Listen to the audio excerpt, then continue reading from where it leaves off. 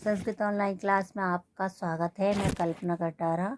आपको पहले वर्णों के बारे में पढ़ाया था कि वर्ण की परिभाषा क्या है, उसके भेद क्या है और कौन कौन से वर्ण होते हैं। स्वर वर्ण जैसे व्यंजन वर्ण, इनके बारे में बताया था। इनके स्पर्श व्यंजन कौन से होते हैं, अंतस्थ व्यंजन कौन से होते हैं, इनके बारे में अध्ययन कराया था। आज हम उन वर्णों के उच्चारण के स्थान के बारे में जानेंगे कि वर्णों का उच्चारण किस किस स्थान से और कहाँ से किया जाता है। ठीक है ना। तो वर्णों के जो उच्चारण स्थान है उसको 8 भागों में विभाजित किया गया है।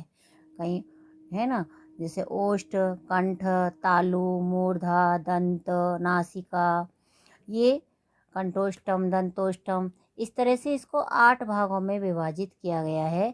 8 जगह से इसका उच्चारण स्थान होता है। ठीक है ना। तो अब देखो, पहला है, इसमें जो सूत्र है संस्कृत के अंदर, उस संस्कृत के सूत्रों के द्वारा हम स्पष्ट रूप से जान जाएंगे कि इनका उच्चारण स्थान, किस वर्ण का उच्चारण स्थान कहाँ से होता है। ठीक है ना। तो देखो, पहले है अकुह विसर्जनीय नाम कंठ। अकुह विसर्जनीय नाम कंठ, ये सूत्र आपको दिया, इसको याद रखोगे। अकुह विसर्जनीय नाम कंठ, इस तरह से हम याद कर लेंगे। तो इसमें जब वर्णों के जो हम निकालेंगे तो देखो कौन कौन से निकलेंगे। एक तो है इसमें आ, एवर्ण। एवर्ण मीन्स होता है ए और आ। फिर कु आया इसमें सेकंड नंबर पर। कु, कु का मतलब है के वर्ग, और के वर्ग मतलब है 5 वर्णों का समूह, क ख ग घ य। फिर आएगा इसमें है, और उसके बाद में विसर्ज मीन्स विसर्ग। तो इन सूत्रों के द्वारा हम जान लेंगे कि ए, आ, के वर्ग, है और विसर्ग, इनका उच्चारण स्थान कहाँ से होता है। कंठ माना गया है। कौन सा माना गया है? कंठ माना गया है। देखो एक बार फिर से देखो, अकुह विसर्जनीय नाम कंठ, है ना। अब इसको जो हम देखो कैसे करेंगे, इसका विभाजन कैसे वर्णों को निकालेंगे। इसमें अकुह मतलब अ, ए का मतलब है ए और आ। कु आया सेकंड नंबर पर। कु, कु का मतलब है इसमें के वर्ग। क्या है? के वर्ग। क ख ग घ और य, ये के खे गे घे य, ये 5 जो वर्ण हैं वो कुहु कु के अंदर आए। ठीक है ना। अब इसमें आया ह, ह आ गया। इसके बाद आया विसर्ज। विसर्ज का मतलब है विसर्ग। विसर्ज का मतलब क्या है? विसर्ग। क्योंकि विसर्ग की जो उच्चारण करते हैं हम, तो ध्वनि इसमें है की निकलती है, विसर्ग। आपने संस्कृत में पढ़ा है नहीं, ये जो 2 बिंदियां होती है इसको हम विसर्ग कहते हैं, और इसका उच्चारण स्थान क्या होता है? है होता है। इसलिए इनका उच्चारण स्थान कंठ कहलाएगा। इनका उच्चारण स्थान क्या है? कंठ। क्या है इसका उच्चारण स्थान? कंठ। अकुह विसर्जनीय नाम कंठ। अकुह विसर्जनीय नाम कंठ, इस तरह से हम सूत्र को याद करेंगे, और सूत्रों के द्वारा हम तुरंत पहचान लेंगे कि इसमें कौन कौन से वर्ण आएंगे जो कंठ से बोले जाते हैं। अ का मतलब है ए आ, कु का मतलब है के वर्ग, क ख ग घ य, और है का मतलब है, और विसर्ग का मतलब विसर्ग। इनका उच्चारण स्थान क्या होगा? कंठ। अब सेकंड नंबर पर देखिए, इचुय शाणाम तालु। इचुय शाणाम तालु, इचुय मतलब ई का मतलब होता है ई और ई। ठीक है। ह्रस्व और दीर्घ दोनों ई आएंगे, जिसको आप छोटा बड़ा बोलते हो। और चू का मतलब है च वर्ग, च छ ज झ य, च छ ज झ य। और उसके बाद में क्या आ रहा है? ई चू ये शा, ये आया ये। इसके बाद में आएगा ये, फिर इसके बाद में फिर उच्चारण आ रहा है वर्ण श। क्या आ रहा है? श। ठीक है। क्या कौन कौन से उच्चारण आ रहे हैं? ई का मतलब है ई और ई, चू का मतलब है च छ ज झ य, और फिर इसके ये और श। ये जो उच्चारण स्थान होंगे आपके, ये होंगे तालु। क्या होंगे? तालु। इसमें देखो मिट गया क, ख, ग, घ और य। ठीक है ये रेज हो गया ना, इसको फिर से लिख देती हूँ। ठीक है, ईचू ये शाणाम तालु, ईचू ये शाणाम तालु। इस तरह से हम 2-3 बार बोलेंगे तो हमारी जगह पे आ जाएगा और याद हो जाएगा। ई का मतलब है ई, चू का मतलब है छह वर्ग, च छ ज झ य। ये इसके बाद में ये आ गया और फिर आ गया श। इनका उच्चारण स्थान है तालु। क्या होगा? तालु। उच्चारण स्थान क्या हुआ इसका? तालु। यानी तालु से बोले जाते हैं। इनका जो इनका उच्चारण करेंगे तो जिब्बिया हमारी ने जिब्बिया जो कहाँ पर टच होगी? तालु से जाकर के टच होगी। आप बोल के देखो च छ ज झ य, तो जीभ हमारे तालु से जाकर के टच हो रही है। ठीक है, कंठ में जो उच्चारण स्थान निकलेगा, कंठ से निकलेगा गले से, गले से निकलेगा तो आ क ख ग घ ह है, ये गले से निकलेंगे। इसमें गले की ध्वनि निकलेगी। ठीक है ना, कंठ के अंदर से। थर्ड नंबर पर आता है ऋटुर शाणाम मूर्धा। ऋटुर शाणाम मूर्धा। ऋटुर शाणा में मतलब री ऋषि, री। इसमें भी 2 होते हैं, ह्रस्व और दीर्घ। तो ये ह्रस्व दीर्घ 2 ऋषि हो गए। फिर टू का मतलब है ट ठ ड ढ अण। ट ठ ड ढ ण। फिर इसके बाद में आ रहा है र। री में भी रे का उच्चारण है और इसमें भी र और श, जिसको मूर्धन्य श बोलते हैं। ठीक है ना, तो ऋटुषाणाम मूर्धा, ये मूर्धन्य होते हैं, मूर्धा से बोले जाते हैं। इनका उच्चारण क्या?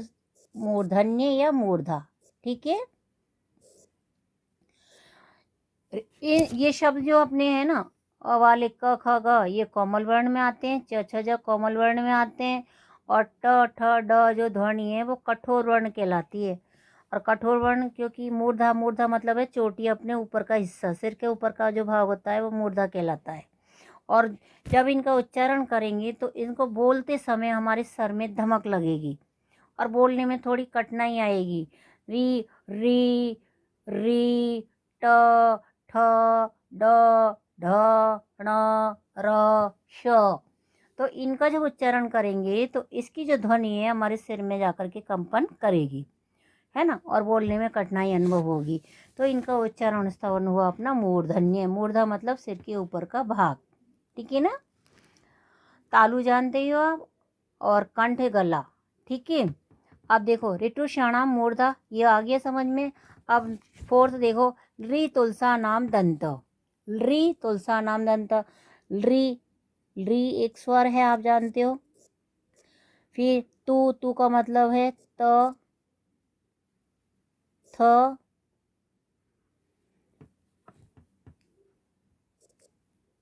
त थ द ध न। और फिर आ रहा है त थ द, री आ गया। तू का मतलब है ते वर्ग, त थ द ध न। फिर आया इसमें ले लिख दी हमने, और उसके बाद में आया स, ये स लिख दिया। ठीक है, ये अपने इनका उच्चारण स्थान क्या है? दंत, दांत। दंत्य, दंत्य मीन्स दांत। ठीक है, दंत्य बोलो या दंता बोल दो, एक ही बात है। ठीक है, तो ली तुलसा नाम दंत्य, ली तुलसा नाम दंत्य, इनका उच्चारण स्थान दांतों से होगा। जब हम इनका उच्चारण वर्णों को बोलेंगे तो बोलते समय हमारी जो जिह्वा है दांतों को स्पर्श करेगी। री त थ द ध न। ठीक है ना, आप उच्चारित करके देखिए, आपकी जिह्वा दांतों को स्पर्श करेगी, इसीलिए इनका नाम दंत्य पड़ा। ठीक है, अब नेक्स्ट देखिए 5वां, उपधा मानिया नाम ओष्ठौ। उपुपधा मानिया नाम ओष्ठौ। एक बार देखो, उपुपधा मानिया नाम ओष्ठौ। उपुप मतलब ऊ, इसमें ऊ और ऊ ये दोनों आ गए ह्रस्व दीर्घ स्वर। फिर पू, पू का मतलब है पे, फे, वे, भे और में, ये 5 वर्ण आ गए। पू मतलब प फ ब भ म, ठीक है। उपउपधा मानिया नाम ओष्ठौ, इनका उच्चारण होगा ओष्ठ। ओष्ठ मीन्स होठ। ओष्ठ मीन्स क्या होता है? होठों के द्वारा, ठीक है ना। आप बोल के देखो, ऊ प फ ब भ म। जब हम इनको बोलेंगे तो उच्चारण करते समय हमारे होठ आपस में स्पर्श करेंगे, एक दूसरे को छुएंगे। प फ ब भ म। और ऊ बोलने पर हमारे होठों की शेप गोल हो जाएगी, ठीक है ना। तो इनका उच्चारण स्थान होगा आपका ओष्ठ। उपउपधा मानिया नाम ओष्ठ, ठीक है।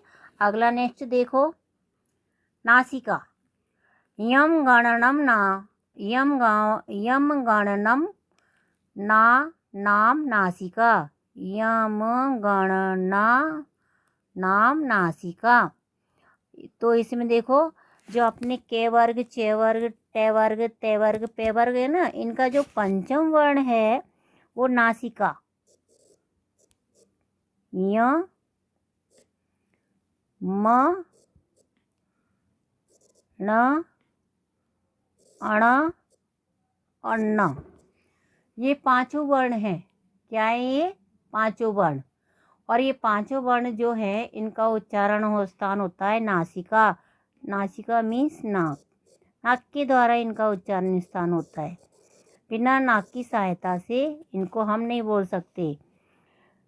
न, म, य, ण, न। नाक बंद करके आप इनका उच्चारण करो, आप इनको बोल ही नहीं पाओगे, क्योंकि जैसे ही बोलेंगे हमें नाक में से ध्वनि जो वायु बाहर निकलने की कोशिश करेगी, ठीक है ना।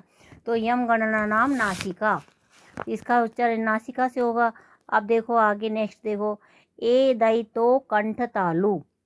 ए दयितो को मतलब है ए और आई, ये दोनों स्वर। कौन से स्वर? ए और आई, इनका उच्चारण होगा कंठ तालु। इसका उच्चारण कंठ से भी होगा, गले से भी होगा और तालु से भी होगा, दोनों को मिला करके होगा।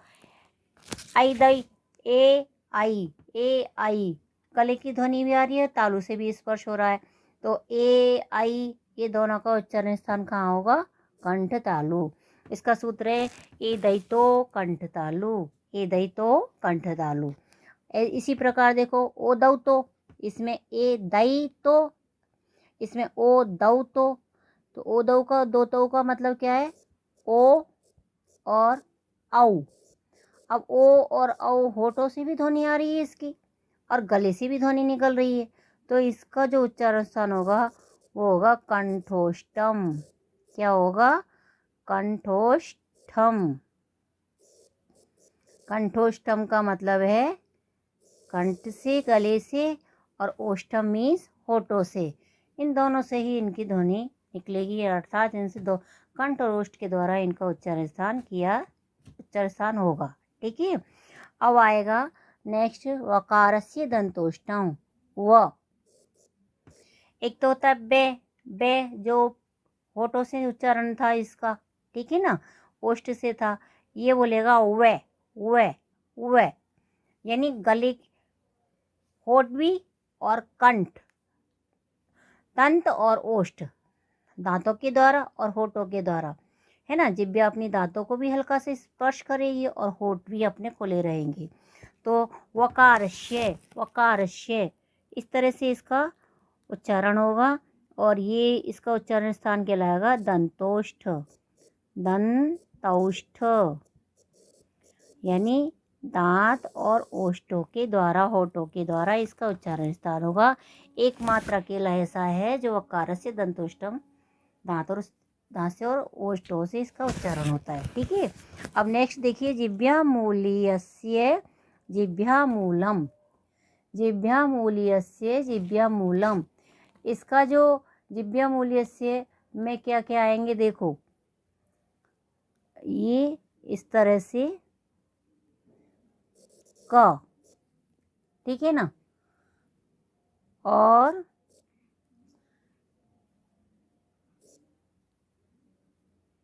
ये ख, ठीक है, क और ख इस तरह से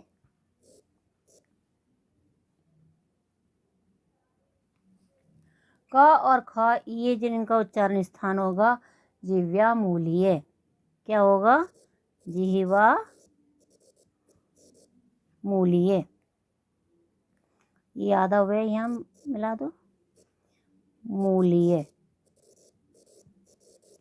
इसका उच्चारण स्थान होगा जिह्वा मूलीय। ये दो चीज़ें क और ख, इस तरह से आपको ये निशान लगाना पड़ेगा जिससे आप पहचान सकोगे। इसका उच्चारण स्थान होगा जिह्वा मूलीय, ठीक है। अब इसमें आएगा अगला नेक्स्ट नासिका अनुस्वारस्य, नासिका अनुस्वारस्य। इसमें ना, ये जो अनुस्वार होता है इसको हम अनुस्वार कहते हैं। क्या कहते हैं इसको, अनुस्वार। और इसका उच्चारण भी नाक के द्वारा होता है, नासिका के द्वारा होता है। इसका उच्चारण कहाँ से होता है, नासिका, नाक के द्वारा। बोलते हैं अपन अंग वंग तंग, इस तरह से बोलते हैं ना, तो कहाँ से ध्वनि निकलती है, नाक से निकल रही है ना। इसकी ध्वनि कहाँ से निकल रही है, नाक से। इसीलिए अनुस्वार का जो प्रयोग होता, उच्चारण स्थान है वो है नासिका। क्या है, नासिका। और ये जो बिंदी होती है इसको ही हम अनुस्वार बोलते हैं, ठीक है। अब उच्चारण स्थान आपको समझ में आ गया होगा ढंग से। एक बार देखिए, उच्चारण स्थान 8 माने जाते हैं, जिसमें कंठ, तालु, मूर्धा, दंत, ओष्ठ, नासिका, कंठोष्ठ, कंठ तालु, इस तरह से ये। और कंठ की जो ध्वनि निकलती है वो गले से निकलती है। तालु की पहचान होती है जब हमारी जिह्वा तालु को स्पर्श करती है बोलते समय। मूर्धा में हमारी जो स्वर निकलते हैं वो हमारे सर की पर जाकर के धमक करते हैं, है ना, सर में गूंजते हैं, तो मूर्धन्य है ना, सिर वाला ऊपर का हिस्सा सिर वाला भाग कहलाता है। दंत है, जब हमारी जिह्वा दांतों को स्पर्श करती है तो वो दंत कहलाते हैं।